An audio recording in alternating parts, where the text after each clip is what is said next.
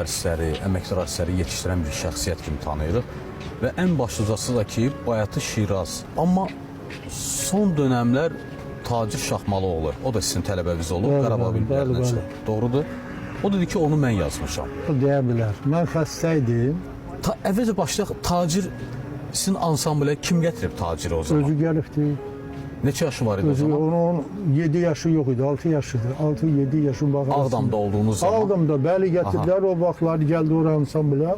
Götürdüm onu, axı onun heç fikirləşməyə buna ehtiyac deyil ki, o yaşında uşaq nə bilir ki, muğam, nə deyim, improvizasiya, improvizasiya sözünü deyə bilər.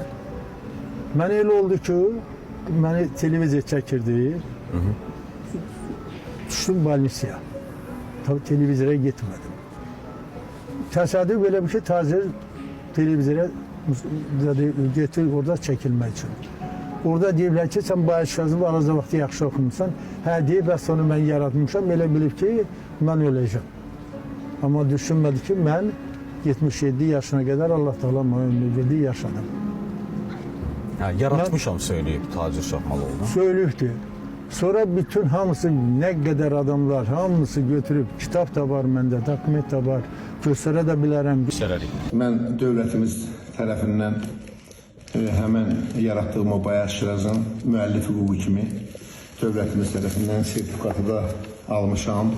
Mənə dövlət tərəfindən təqdim olunub. Bax, bu da Bayat Şirazın sertifikatıdır.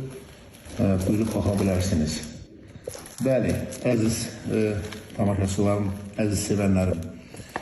Mən ümumiyyətcə nəyi demək istəyirəm ki, bu cür xoşa gəlməz işlərlə qarşılaşsam, bir də o işlərlə mən qarşılaşsam, mən aidiyyəti qurumlara müraciət edəcəm, mən məhkəməyə müraciət edəcəm. Ona görə də mən bəzi insanlara deyirəm ki, yəni yığışdırın özünüzü.